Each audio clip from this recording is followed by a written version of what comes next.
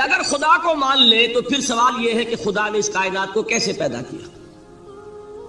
یہ ایک سوال آتا ہے ذہن میں. جس کے نہیں آتا وہ کہے گا پاگل پن ہے، خامخواہ اس پر کیوں سوچتے ہیں. لیکن جس کے ذہن میں سوال آ گیا اس کے لیے بڑی مصیبت ہو جاتی ہے. وہ تو سوچتا ہے انسان کا اختیار نہیں ہوتا اپنے ذہن پر. وہ لاکھ روکے اسے مت سوچو، وہ بہت سوچے گا. یہ مصیبت ہے فلسفیوں کی. کیسے پیدا کی؟ اب ایک تصور تو یہ ہے کہ جیسے یہ میز ہے، بڑھئی نے بنایا اس کو. بڑھئی علیحدہ ہے، میز علیحدہ ہے. لیکن اس میں یہ بات ماننی پڑے گی کہ پہلے کوئی چیز تھی جس سے میز بنائی. لکڑی تو تھی نا، اس سے میز بنائی. لہذا ہندوؤں میں ایک عقیدہ یہ ہے کہ خدا بھی قدیم، مادہ بھی قدیم. خدا نے اس مادے سے یہ شے بنا دی، مادے سے یہ بنا دی. وہی مٹی کی تغاری ہوتی ہے، کمہار اس سے کوئی رکابی بنا دیتا ہے، کوئی وہ ہڈیا بنا دیتا ہے، کوئی گھڑا بنا دیتا ہے. مٹی تو ہے نا پہلے.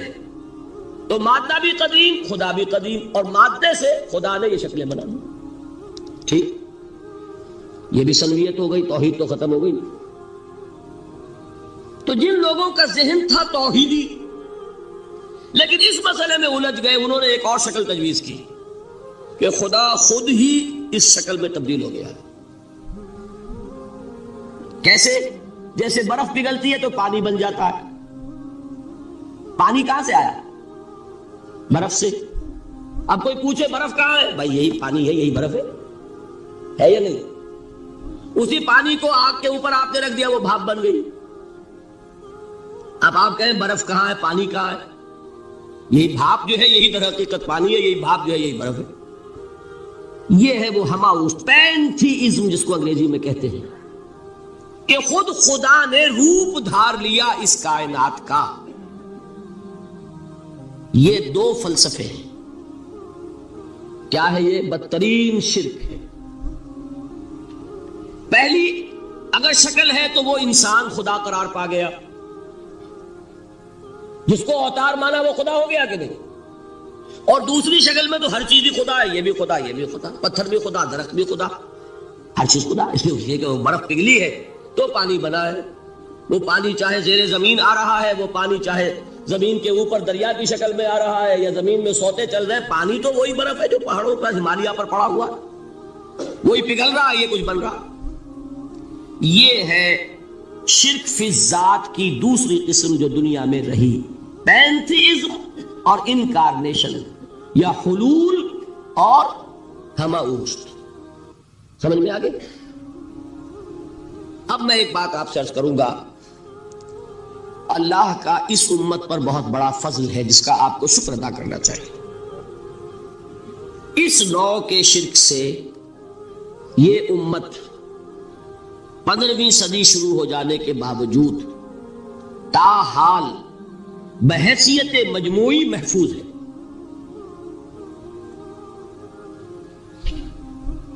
میں نے بحیثیت مجموعی کہا ہے. کوئی افراد یا عوام الناس یا جوہلا یا شعراء یا نعت گو وہ مبالغہ آرائی میں کوئی بات کہہ دیتے ہو تو وہ علیحدہ بات ہے. لیکن مسلمانوں میں کوئی مستند فرقہ اور اس کے جو مستند عقائد ہیں ان میں الحمدللہ آج تک ایسی کوئی چیز شامل نہیں.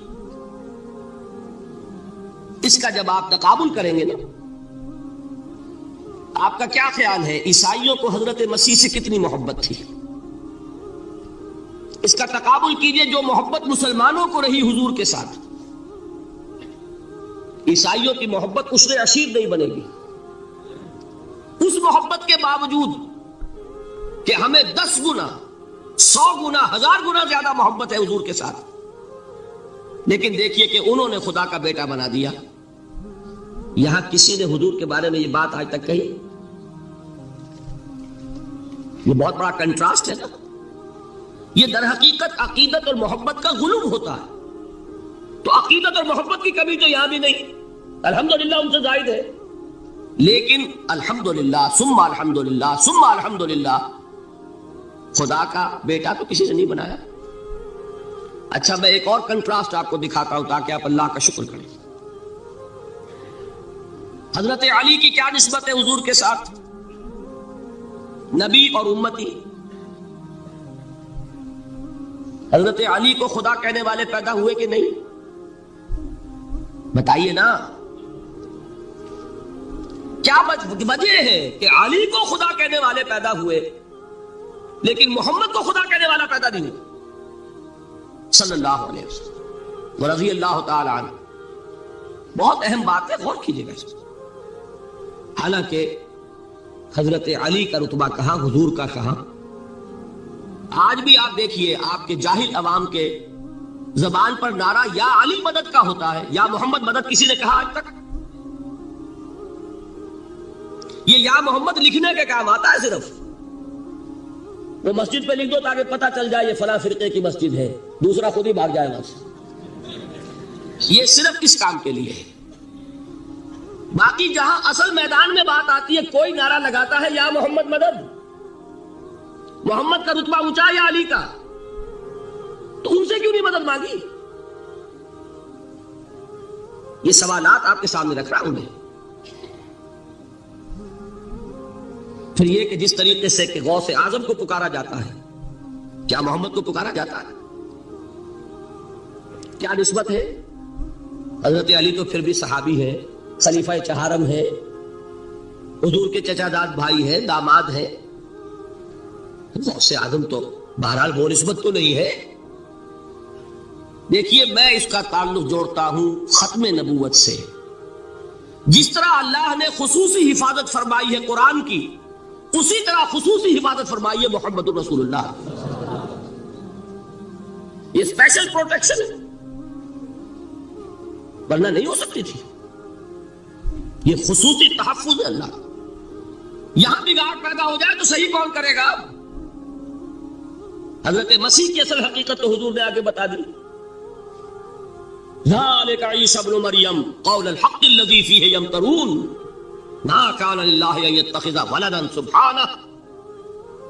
یہ حضور نے آ کر حضرت مسیح کی حقیقت بیان کر دی کہ نہیں؟ سورہ مریم کی یہ آیات سنی تھی نجاشی رحمت اللہ علیہ نے جب حضرت جعفر ابن ابی طالب کی زبان سے، تو کیا کہا تھا تنکا اٹھا کر؟ خدا کی قسم جو ان آیات میں مسیح کا مقام بیان ہوا ہے، مسیح اس سے تنکا بھر بھی زیادہ نہیں ہے۔ لیکن اگر محمد الرسول اللہ کو خدا کا بیٹا بنا دیا گیا ہوتا یا خدا بنا دیا گیا ہوتا تو کون آتا اس کی اصلاح کے؟ جیسے قرآن مجید کا تحفظ ہے ایسے ہی محمد الرسول اللہ کا تحفظ ہے۔ وہ تحفظ ہوا کیسے ہے؟ جتنا قرآن مجید نے ایمفیسائز کیا حضور کی بشریت کو، قل انما انا بشر مثلکم، اے نبی ان کو بتاتے رہیے، بار بار بتائیے کہ مجھے کچھ اور نہ بنا لینا، میں بھی بشر ہوں، انسان ہوں۔ ہاں مجھ پر وحی ہوتی ہے، تم پر نہیں ہوتی، یہ فرق ہے۔ میں رسول ہوں، تم نہیں ہو۔ یہ بات میں ذرا اور مسئلہ میں واضح کروں گا، ابھی صرف یہ نوٹ کیجئے کہ یہ تحفظ جو ہے، جیسے قرآن کو تحفظ دیا لیکن اس کے لیے ذرائع بھی ہے نا۔ یہ حفظ قرآن کا سلسلہ جو ہے یہ اس کا ذریعہ بنا، یہ رمضان میں تراویح جو ہے اس کا ذریعہ بنی۔ ہمارے ملکوں کے اندر تو حفاظ کو مسجدیں نہیں ملتی، تلاش کرتے پھرتے ہیں، اور ایک جیسا کہ اینول جشن ہوتا ہے قرآن مجید کا، ہر حافظ اپنا حفظ تازہ کر رہا ہے، حفاظ لگے ہوئے ایک دوسرے کے ساتھ تازہ کرنے میں۔ یہ ذریعہ ہے اللہ تعالیٰ نے کہ جس کے ذریعے سے قرآن کو محفوظ کیا۔ تو حضور کو جو حفاظت دی اس کا ایک طریقہ کیا ہوا؟ قرآن مجید میں حضور کی بشریت کا نمایاں کرنا، اور دوسرا یہ کہ خود حضور نے ایسی باریک بینی سے روکا۔ یہ بھی آپ کو پسند نہیں تھا کہ میں آؤں تو تم کھڑے ہو جاؤ۔ سنا کہ نہیں سنا آپ نے؟ صحابہ کو آپ روکتے تھے۔ ایک صحابی کی زبان سے نکل گیا ما شاء اللہ و ما شئت، جو اللہ چاہے اور جو آپ چاہیں، فوراً ٹوک دیا اجعلتنی للہ ندا، کیا تم نے مجھے خدا کا مد مقابل بنا دیا؟ مشیت صرف اس کی ہے۔ یہ روک ٹوک، یہ وہ چیزیں ہیں کہ جس کی بنا پر اللہ نے تحفظ عطا فرمایا۔ یہ جو آپ نے فرمایا میری قبر کو اسی جلسے اور جشن کا مرکز نہ بنا لینا، فرمایا کہ نہیں فرمایا؟ اللہ تعالیٰ لعنت فرمائے بنی اسرائیل پر کہ انہوں نے اپنے نبیوں کی قبروں کو وہ میلہ گاہ بنا لیا۔ یہ ساری وہ ہے، یہ تحفظات ہیں، یہ بچاؤ ہے، یہ امت کو متنبہ کیا جا رہا ہے کہ محبت اور عقیدت کا غلو جیسے پہلے ہوا، یا اہل الکتاب لا تغلو فی دینکم، اے کتاب والو اپنے دین میں غلو سے کام نہ لو۔ یہ غلو محبت، غلو عقیدت ہے جس کی بنا پر وہ خدا کے بیٹے بنا دیے گئے، اور اگر وہ ہوتا یہاں اللہ کا نہ معلوم اللہ کے برابر کس طریقے سے حضور کو بنا دیا جاتا، لیکن قرآن نے خود حضور نے اس کی پیش بندی کی، جس کا ظہور ہم دیکھ رہے ہیں کہ اللہ کے فضل و کرم سے یہ امت تا حال بحیثیت مجموعی محفوظ ہے۔ البتہ دیکھیے شاعروں کی باتیں اور ہوتی ہیں، اور عوام کی اور واعظوں کی اور نعت گوؤں کی باتیں جو ہے وہ اور ہیں۔ میں جس چیز کی نفی کر رہا ہوں وہ علماء کی بات ہے۔ شاعروں کا تو قرآن مجید کے اندر خود ہی بھاڑا پھوڑ دیا اللہ نے، وَالشُّعَرَاءُ يَتَّبِعُهُمُ الْغَاوُونَ أَلَمْ تَرَ أَنَّهُمْ فِي كُلِّ وَادٍ يَهِيمُونَ إِنَّهُمْ يَقُولُونَ مَا لَا يَفْعَلُونَ۔ مبالغہ نہ کرے تو شعر میں رنگ ہی پیدا نہیں ہوتا، پھر شعر کائے کو کہنا ہے نظر کہو بھائی، مبالغے سے اس میں ایک تاثیر پیدا ہو۔ وہ مبالغے ہمارے شاعروں نے، ہمارے نعت گوؤں نے کیے ہیں، اور اس میں اللہ تعالیٰ انہیں معاف کرے، بالکل اوتار کر الفاظ بھی استعمال کر دیے۔ وہی جو مستوی عرش تھا خدا ہو کر، اتر پڑا وہ مدینے میں مصطفیٰ ہو کر۔ بتائیے رام چندر جی کے بارے میں جو عقیدہ ہے، اب کیا فرق رہ گیا؟ بال برابر فرق ہے یا کوئی؟ اور نکتے پیدا کرتے ہیں۔ مدینے کی مسجد میں منبر کے اوپر بغیر عین کا ایک عرب ہم نے دیکھا، کیا سمجھ میں آیا؟ عرب میں سے عین نکالا، کیا بنا؟ یہ نکتہ آفرینی ہے۔ اسی طریقے سے ہماری شاعری میں کچھ ہماؤست کا رنگ بھی پیدا ہو گیا۔ خود کوزاؤ، خود کوزا کرو، خود گلے کوزا، خود رند صبو کش، خود برسر آکوزا، خریدار بے آمد بشکست و رواں شد۔ وہ خود ہی کوزا ہے، خود ہی مٹی ہے جس سے کوزا بنا ہے، خود ہی کوزے کا بنانے والا ہے۔ سمجھ رہے؟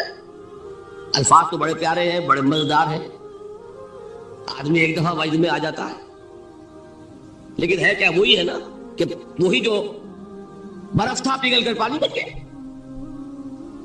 خود کوزاؤ، خود کوزا کرو، خود گلے کوزا، خود رند صبو کش، خود ہی اس کوزے میں شراب ڈال کے پیتا بھی ہے، خود ہی مٹی ہے، خود ہی وہ بنانے والا ہے، خود ہی کوزا ہے، خود ہی اس میں شراب ڈال کے پیتا بھی، اور خود ہی اس کوزے کو توڑ کر اپنا راستہ بھی لیتا۔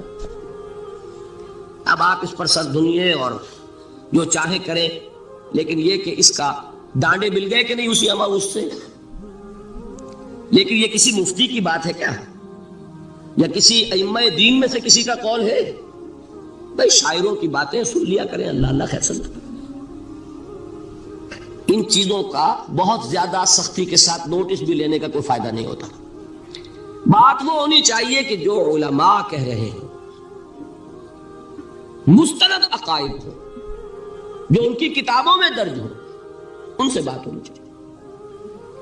تو یہ چیزیں، یہ گمراہیاں آئی ہیں، لیکن الحمدللہ ثم الحمدللہ کہ یہ عوام میں ہے، جہلاء میں ہے، شعراء میں ہے، نعت گوؤں میں ہے، یہ کسی بھی مستند دینی فرقے کے مستند علماء میں ہم کہاں موجود۔ البتہ ایک مسئلہ جو ہے نور اور بشر کا، وہ ذرا تھوڑا سا میں حل کر دوں آج۔ آپ سمجھتے ہوں گے لا ینحل ہے۔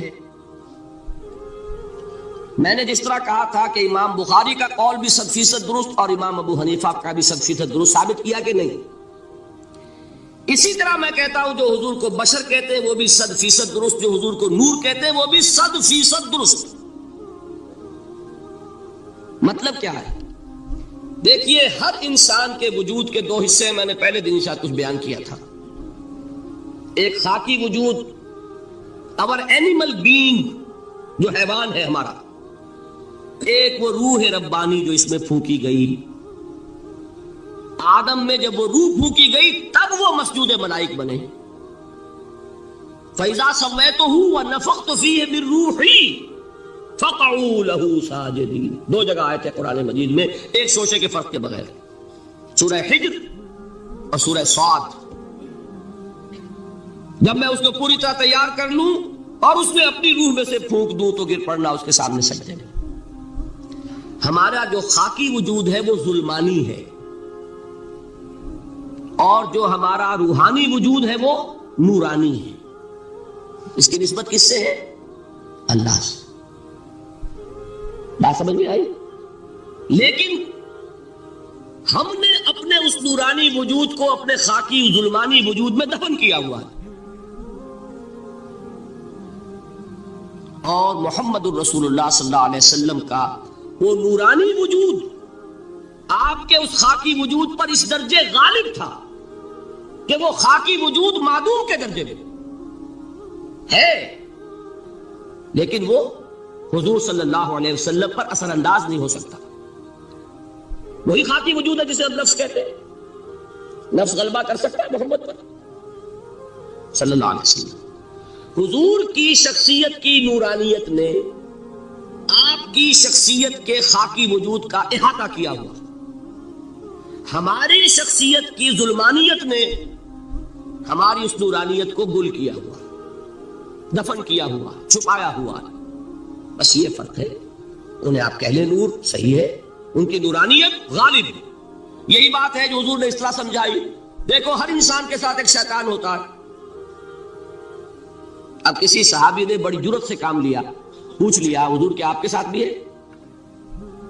ہر انسان کے ساتھ جو کہا نا، تو انسان تو ہے آپ بھی، لیکن آپ کے ساتھ بھی ہے؟ آپ نے فرمایا ہے، لیکن میں نے اسے مسلمان کر رکھا۔ بات ختم ہو گئی۔ نفی نہیں ہے،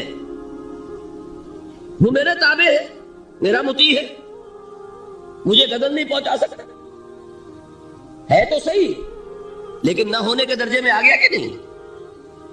یہ ہے فرق سارا۔ اور میں یہاں پہ کوٹ کرنا چاہتا ہوں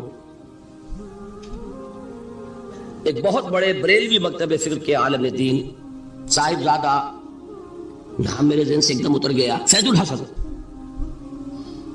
اللہ تعالیٰ ان کی خطاؤں سے درگزر فرمائے، ان کی مغفرت فرمائے۔ آپ نے سنا ہوگا نا نام۔ انہوں نے ایک روز تقریر کی جو میں نے سنی، اور تقریر کہاں کی؟ ساہیوال میں۔ وہاں کا ایک بہت مشہور چوک ہے، مہاجرین، مسجد مہاجرین کہلاتی ہے، وہاں تقریر تھی ان کی، میں نے سنی۔ ان کے الفاظ یہ تھے کہ کیا آپ لوگ ہمیں جاہل سمجھتے ہیں؟ کیا ہمیں عربی نہیں آتی؟ کیا ہم نے قرآن نہیں پڑھا جس میں بار بار یہ لکھا ہوا ہے کہ حضور بشر ہیں؟ حضور بشر ہیں، لیکن اصل میں ہم حضور کی بشریت کو نمایاں کرنے کو سوء ادب سمجھتے ہیں۔ بات سمجھیے آپ نے، اس قدر پیاری بات ہے۔ انہوں نے کہا کہ آپ کے باپ کا نام کیا ہے؟ عبد الرحمن۔ آپ عبد الرحمن کہہ کے پکارتے ہیں انہیں؟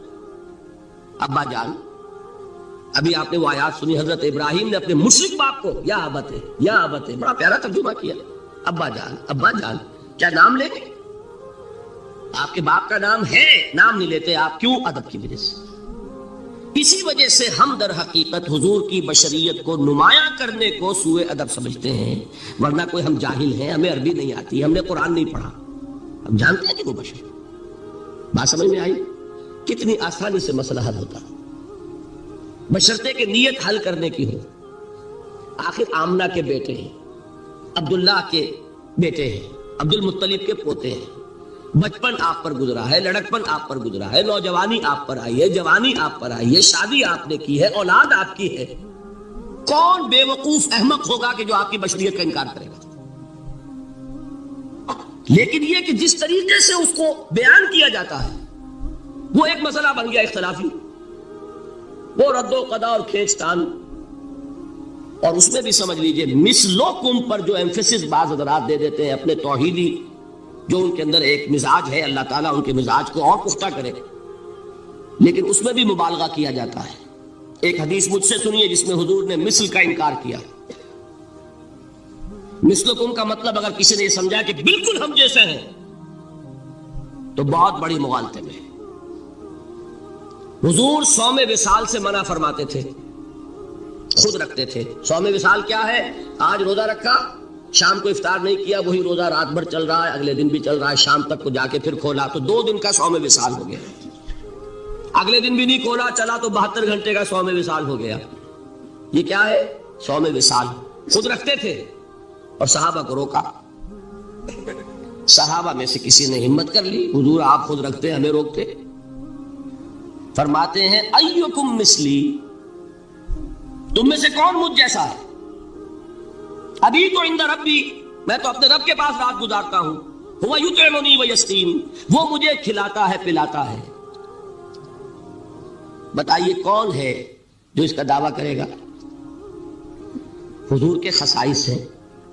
حضور خود فرماتے ہیں تم صرف سامنے سے دیکھتے ہو, میں پیچھے سے بھی دیکھتا ہوں. کہاں ہوا وہ مثلیت؟ اگر آپ نے بالکل اپنے جیسا سمجھ لیا تو بڑے مغالطے میں ہیں. نبی کا مقام ہے, نبی کا رتبہ ہے, نبی کے خصائص ہیں. آپ سو گئے تو آپ کی نیند, آپ کی وضو ٹوٹ گئی اور نبی سو گیا تو کہاں گئی مثلیت؟ پھر مثل اس معنی میں کہ بشر ہیں, نسل آدم سے ہیں, اس میں کوئی شک نہیں. اس معنی میں مثل ٹھیک ہے, قل انما انا بشر مثلکم. لیکن ہر اعتبار سے تو سب سے بڑا فرق یہی ہے کہ وہی آ رہی ہے.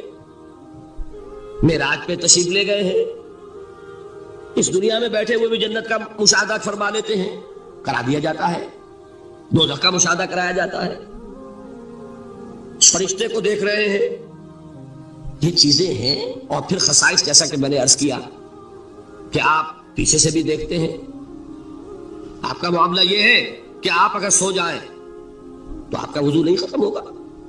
یہ ساری چیزیں جو ہے ان سب کو بیلنس کیجئے تو معلوم ہوگا کہ آپ بشر بھی ہیں 100% درست.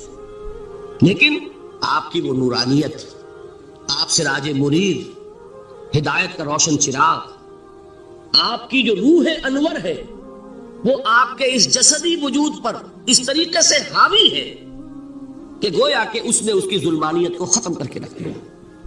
اس معنی میں کوئی کہے نور مجسم تو مجھے کوئی اعتراض نہیں.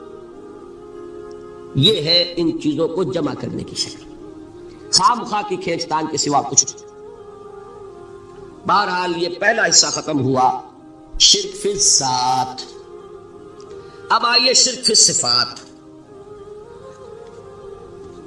میں نے عرض کیا تھا کہ یہ ایک بڑا علمی مسئلہ ہے اور اس میں ٹھوکر لگ جاتی ہے. وجہ کیا ہے اس کو سمجھ لے. بنیادی بات, ہماری زبان جو ہے وہ بہت محدود ہے. ہماری ہی زبان ہے جسے اللہ نے ذریعہ بنایا اپنی ہدایت کا, ورنہ ہمارے پلے نہ پڑتی بات, ظاہر ہے نا. لیکن ہماری زبان کی محدودیت ہے. اس محدودیت کا ایک مظہر یہ ہے کہ ہم جو الفاظ اللہ کے لیے بطور صفت استعمال کرتے ہیں وہی الفاظ مخلوقات کے لیے بھی کر لیتے ہیں. اللہ موجود, ہم بھی موجود. اللہ زندہ, ہم بھی زندہ. اللہ علیم, تو انسان علیم ہی علیم نہیں, علامہ بھی ہے کہ نہیں؟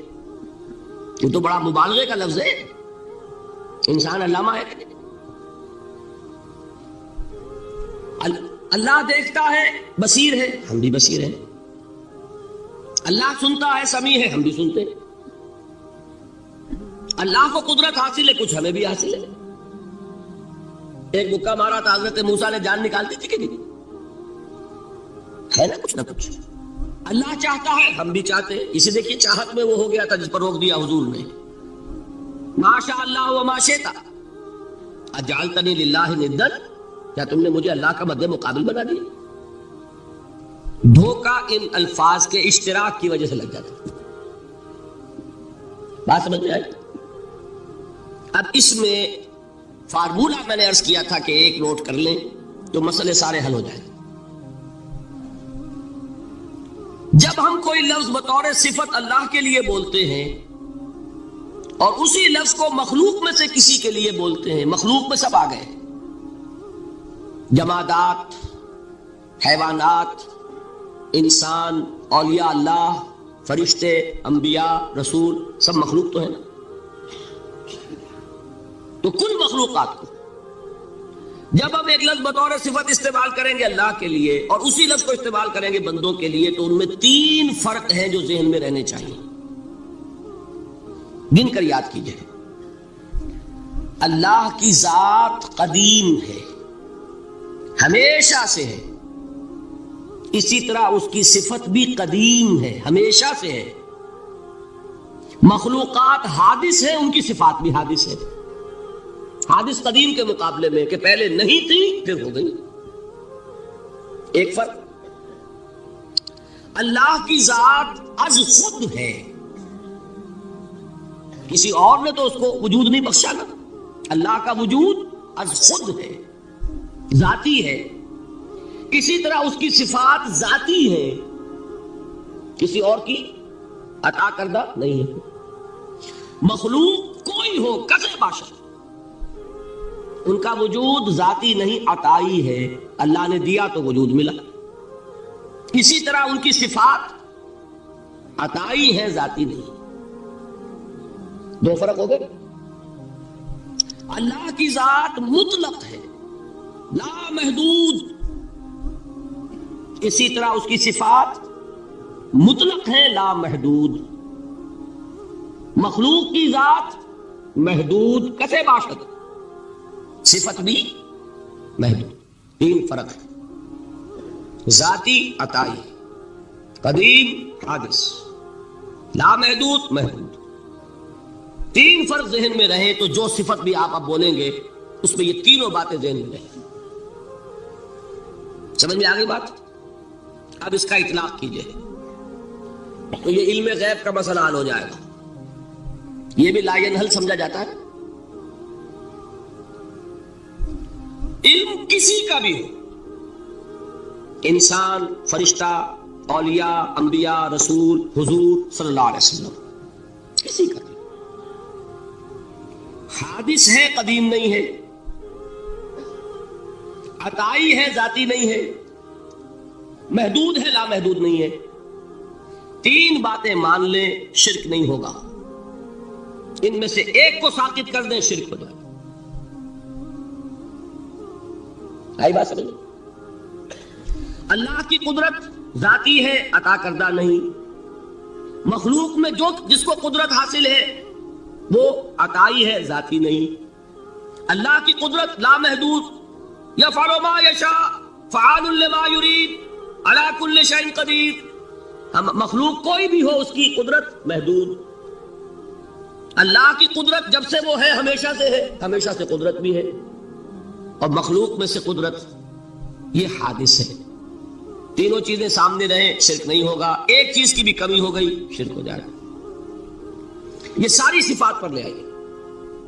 اللہ کی حیات ذاتی، ہماری عطائی، لائی حیات آئے، قضا دے چلی چلے، اپنے بس میں نہ آنا تھا نہ جانا ہے۔ زندگی اس کی عطا کردہ ہے، جب چاہے لے لے۔ اللہ کی حیات بھی ایسی ہے کیا؟ ذاتی، الحی۔ ہماری حیات محدود، ویسے بھی محدود، موت آئے گی شاید ختم ہو جائے۔ چلیے موت ختم نہیں کرتی، ہم سمجھتے ہیں کہ وہ ہماری ابدی ہے۔ محدود جسمانی میں تو ہے، کھانے کو نہ ملے تو کمزوری، ذرا کام کیا تو تکان، نیند بھی آ رہی ہے، اونگ بھی آ رہی ہے۔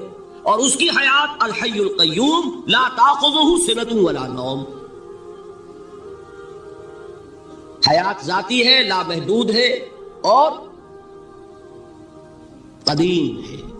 یہاں حیات عطائی ہے اور حادث ہے اور محدود ہے، ساری صفات۔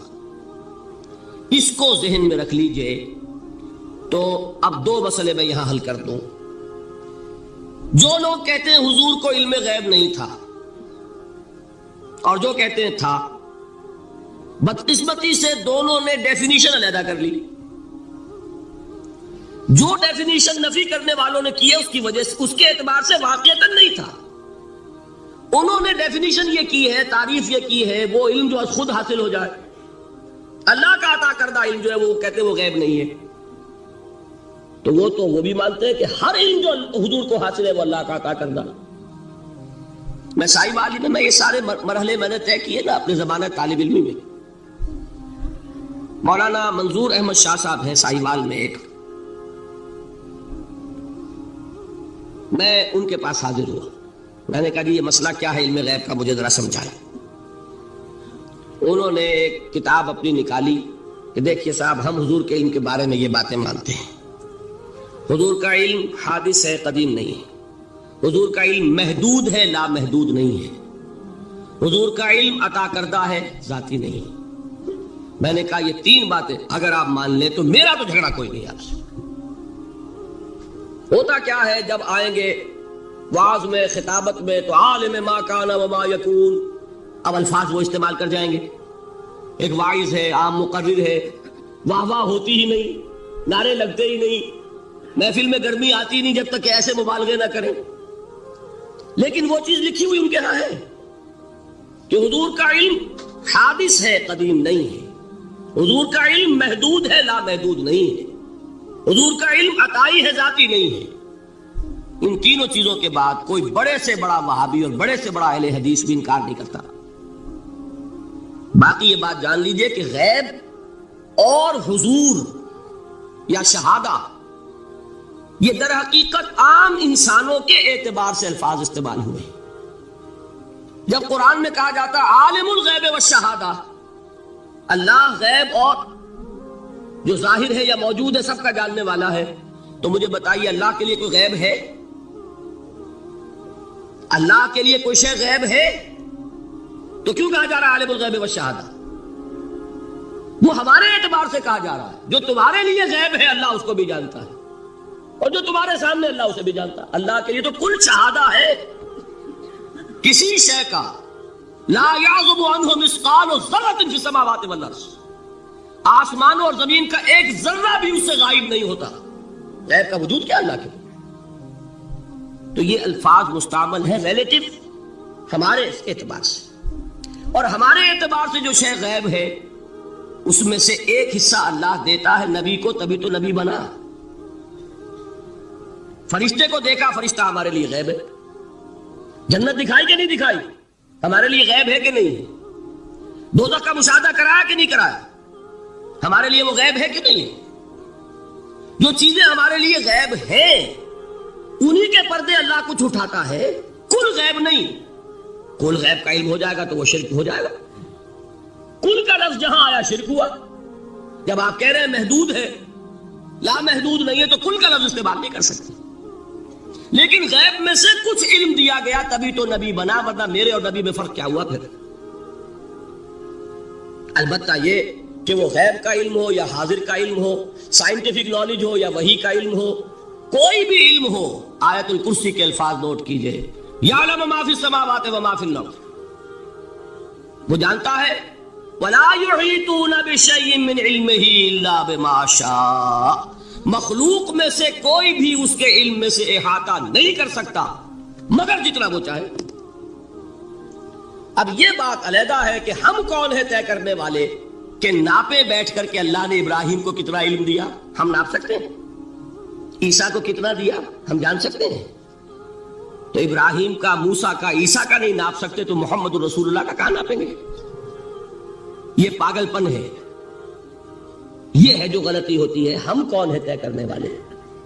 اللہ نے اپنے نبی کو دیا جو دیا، بات ختم۔ کل نہیں کہیں گے، کل کہا شرک ہو جائے گا، ذاتی کہا شرک ہو جائے گا۔ عطائی ہے، جو دیا اللہ نے دیا، اور کل نہیں دیا، جتنا چاہا دیا، ہے حادث، قدیم نہیں۔ تینوں چیزوں مان لیجئے تو شرک کا کوئی شائبہ نہیں ہوگا۔ باقی جہاں ایک طرف قرآن میں وہ آیات ہیں کہ اللہ کے غیب کو کوئی نہیں جانتا، ٹھیک، وہاں یہ بھی ہے کہ لا یظہر غیبہ، لا یظہر علی غیبہ الا من ارتضی بالرسول، وہ اپنے غیب پر قابو نہیں دیتا مگر اپنے رسول میں سے جس کو چاہے۔ دونوں آیتیں قرآن کی ہے کہ نہیں؟ اسی لیے در حقیقت جو غیب کی نفی کرتے ہیں حضور سے، وہ کہتے ہیں کہ از خود معلوم ہونے والی شے غیب ہے۔ ہم کہتے ہیں از خود تو کوئی بھی شے کسی کو معلوم نہیں، ہمیں حاضر کا علم بھی اللہ ہی دیتا ہے تو ہوتا ہے، غیب کا تو بہت دور کی بات ہے۔ یہ مسئلے بڑے سیدھے ہیں، خام خواہ ہم نے پیچیدہ بنایا ہوا ہے۔ خدا کے لیے ان مسئلوں کو سلجھائیے اور جوڑیے، کاٹنے کی بجائے جوڑنے کی فکر کیجیے کہ بھائی یہ اپنی اپنی جگہ پر علیحدہ علیحدہ تم نے تعریفیں کر رکھی ہیں اس لیے جھگڑ رہے ہیں، ورنہ دونوں باتیں صحیح ہیں۔ ایک مسئلہ ذرا اور زیادہ علمی ہے، میں ذرا پریشان ہو رہا ہوں کہ وقت زیادہ ہو رہا ہے. وہ مسئلہ ہے وحدت الوجود کا. ہمارے بہت سے صوفیہ وحدت الوجود کے قائل ہیں، اور ہمارے کچھ لوگ جو معترض ہیں وہ وحدت الوجود اور ہمہ اوست کو کنفیوز کر دیتے ہیں، ایک سمجھ لیتے ہیں. ہمہ اوست میں بیان کر چکا ہوں کہ بدترین شرک ہے. وحدت الوجود اور شے ہے، باریک بات ہے، سمجھ میں نہیں آتی عام لوگوں کے. سادہ ترین الفاظ میں آپ کو سمجھاتا ہوں. ایک نظریہ یہ ہے کہ اللہ ہی نے یہ روپ دھار لیا، یہ ساری چیزیں بالفعل موجود ہے، یہ بھی ہے، یہ بھی ہے، یہ بھی ہے، اور یہ سب اللہ ہی ہے. یہ بدترین شرک ہے، شرک فی الذات. ایک لوگوں کی رائے یہ ہے یہ کچھ ہے ہی نہیں، یہ شراب ہے. شراب میں کیا ہوتا ہے؟ آپ کو پانی نظر آتا ہے نا؟ ہوتا ہے پانی؟ نہیں. ہر چند کہے کہ ہے، نہیں ہے، ہے ہی نہیں. بس اللہ ہی ہے، یہ ہے ہی نہیں. دیکھیے ایک شعر ہے، کل ما فی الکون وہم او خیال او عکوس فی المرایا او ظلال. اس کائنات میں جو کچھ ہے یا تو وہم ہے یا خیال ہے، یا جیسے شیشے میں عکس ہوتا ہے، آپ ادھر کھڑے آئینے کے نظر آ رہے ہیں، ادھر بھی ہے، ادھر کوئی نہیں. یا جیسے سایہ ہوتا ہے، سایہ درخت کا سایہ زمین پر پڑ رہا ہے، اس کا کوئی وجود ہے. تو ایک رائے یہ، آپ اس سے اختلاف کریں، اسے پاگل پن کہہ دیں، کیا بیوقوفی کی بات کر رہے ہیں؟ جو چاہے آپ کہہ دیں، شرک نہ کہیے. وہ کہتے ہیں موجود صرف ایک ذات اللہ کی ہے، حقیقتاً موجود. یہ جو کچھ نظر آ رہا ہے یہ موجود ہی نہیں ہے. اس کو شرک نہیں کہیں گے. اسے اختلاف کریں، کوئی ضروری نہیں ہے کہ آپ مانیں ان کی بات. میں یہ نہیں کہہ رہا کہ آپ ضرور مانیں. شیخ احمد سرہندی رحمۃ اللہ علیہ نے اسے سمجھایا ہے اس کائنات کی حقیقت کیا ہے، ایک مثال سے. ان کے نظریے کو وحدت الشہود کہتے ہیں نا، وحدت الشہود، وحدت الوجود. شاہ ولی اللہ دہلوی نے فیصلہ کیا ہے کہ دونوں میں باریک سا فرق ہے، کوئی فرق نہیں ہے، تعبیر کا فرق. وہ مثال دیتے ہیں کہ دیکھیے ایک مشعل لیجئے. مشعل کیا ہوتی ہے؟ ایک لکڑی ہے، اس کے ایک سرے کے اوپر آپ نے کپڑا وغیرہ باندھ کے تیل ڈال کے آگ لگا دی. شعلہ جوالا ہے، ایک شعلہ، ٹھیک. وہ فرماتے ہیں کہ اس کو تیزی کے ساتھ ایک دائرے میں حرکت دیجئے، آپ کو آگ کا دائرہ نظر آئے گا، دیکھنے والے کو نظر آئے گا کہ نہیں؟ کیا دائرہ فی الواقع موجود ہے؟ بات ثابت ہو گئی کہ نہیں ہے، نظر آ رہا ہے. یہ فرماتے ہیں حضرت مجدد، ای الصنعت باری تعالی است کہ معدوم را موجود می نمائند. یہ اللہ تعالیٰ کی صنائی ہے، خلاقی ہے کہ جو شے ہے نہیں اس کو دکھا دیتے ہیں کہ ہے. جیسے آپ نے آج سے دائرہ دکھا دیا ہے نہیں، اس کائنات کا کوئی وجود نہیں. میں پھر عرض کروں گا آپ اس سے اختلاف کریں، اسے نہ مانیں، چھوڑ دیں اس کو.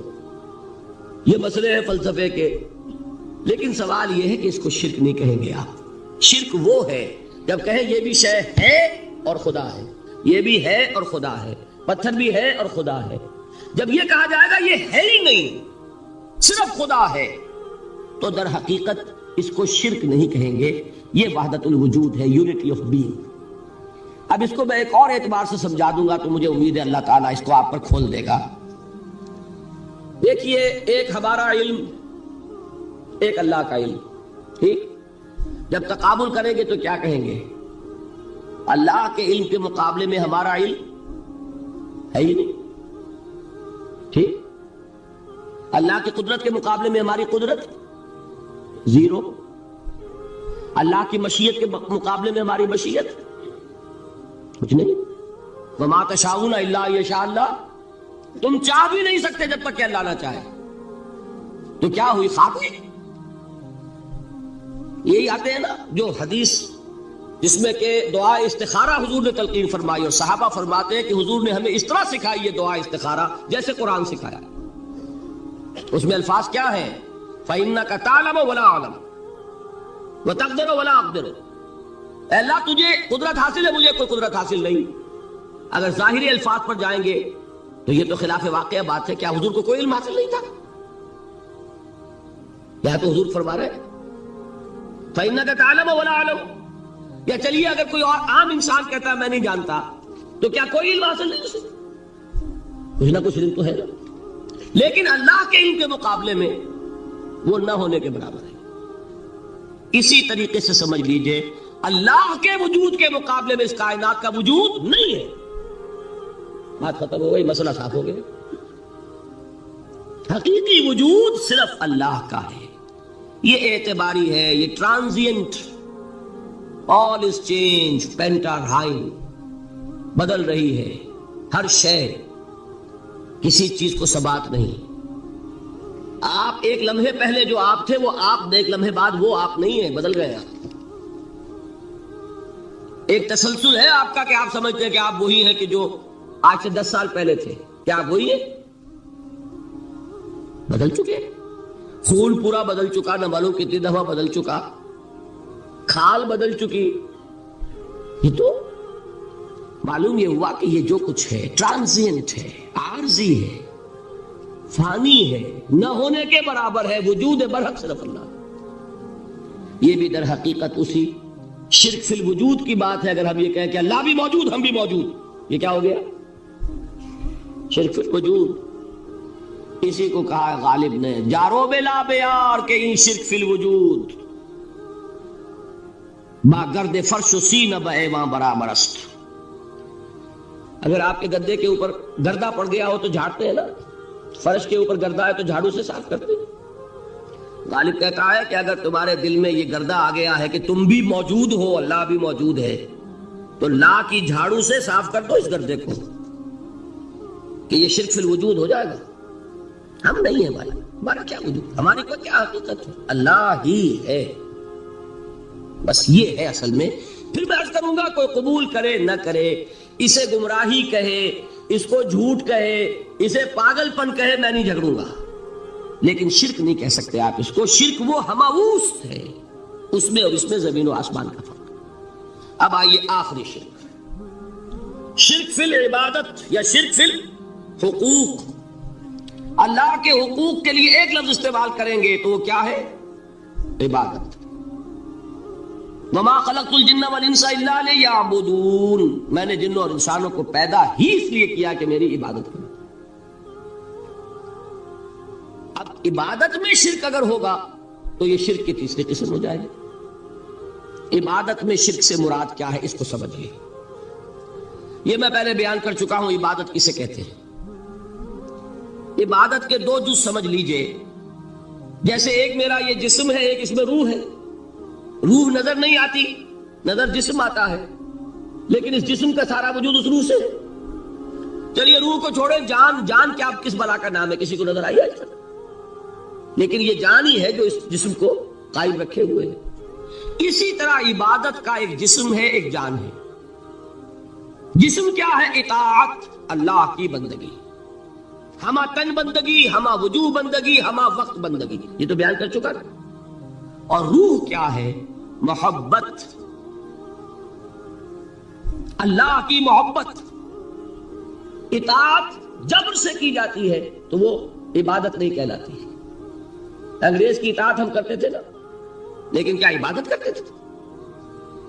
بات سمجھ میں آئی؟ اطاعت تو کر رہے تھے, عبادت نہیں. عبادت اس اطاعت کو کہتے ہیں جو کسی ہستی کی محبت سے سرشار ہو کر ہما وقت, ہما تن, ہما وجود کی جائے. تو جسد ظاہری کیا ہے عبادت کا؟ اطاعت. اور روح کیا ہے؟ محبت. اب ان دونوں کے اعتبار سے شرک کیا ہے, توحید کیا ہے, اس کو سمجھ لیجئے. اور یہ ہے وہ چیزیں جو میں نے عرض کیا تھا کہ بالکل الجبرا کے فارمولوں کی طرح کی بات ہے. اطاعت میں توحید کیا ہے کہ مطاع مطلق صرف اللہ, ٹھیک, باقی ساری اطاعتیں اللہ کی اطاعت کے تابع. نفی نہیں ہے, والدین کی اطاعت کرو, لیکن جہاں والدین حکم دیں اللہ کے حکم کے خلاف, بات ختم, اطاعت نہیں ہوگی. بیوی شوہر کی اطاعت کرے, آپ اولو الامر کی اطاعت کرے, شاگرد استاد کی اطاعت کرے, مرید پیر کی اطاعت کرے, لیکن کیا پیر کو یہ بھی حق ہے کہ اللہ کے کسی حکم کو منسوخ کر دے، رسول کے کسی حکم پر اپنے حکم کو بر کرے، بارہ تر رکھے؟ سمجھ میں آ گیا؟ اصول کیا ہے کہ اطاعت مطلق unconditional unlimited obedience is due only to Allah. All the other obediences are limited by his injunctions. اس کو حضور نے کیسے بیان کیا؟ لا طاعت لمخلوق فی معصیت الخالق. مخلوق میں سے کسی کی اطاعت نہیں ہوگی جس میں خالق کی معصیت لازم آ رہی. جہاں اللہ کا کوئی حکم نہیں ہے آپ میرا حکم مان لیجیے، یہ شرک نہیں ہوگا. جہاں اللہ کا حکم ہے اس کے خلاف میں حکم دوں اور آپ مان لیں تو یہ شرک ہو جائے. بات سمجھ میں آ گئی کہ نہیں؟ اب اس کو اپلائی کیجئے. اپلیکیشن بالکل انڈیویجول لیول پر کیجئے. پہلے اللہ کا حکم کیا ہے؟ فجر کا وقت ہو گیا، نماز پڑھو. نفس کا حکم کیا ہے؟ سو. آپ نے اطاعت کی نفس کی، آپ کا مطاع کون ہوا؟ نفس. اور اللہ کی معصیت میں ہوا کہ اس کے حکم کے تابع ہوا. تو آپ کا نفس کیا بن گیا؟ آپ کا خدا، معبود. یا غلطی ہے اس میں کوئی؟ اس شرک کو پہچانیے ذرا. کون بچے گا؟ آپ بات سمجھ رہے ہیں؟ اگر تو وہ فارمولہ صحیح ہے تو پھر یہ اپلائی ہو گیا. اب آپ کے اندر اتنی ہمت ہونی چاہیے، یا یہ سوچیے کہ فارمولے میں غلطی تھی. You can refer back. آئیے دوبارہ دیکھیے، فارمولہ صحیح ہے. لا طاعت لمخلوق. میرا نفس مخلوق ہے کہ خالق ہے؟ مخلوق. میں نے اپنے نفس کی اطاعت کی اپنے خالق کی معصیت میں، تو میرا مطاع کون ہوا؟ نفس. جو مطاع ہے وہی معبود ہے. میرا معبود کون ہوا؟ نفس. اس کو کہتے ہیں مولانا روم، نفس ما ہم کم ترس فرعون نیست لیکن اورا عون نیست. میرا نفس بھی فرعون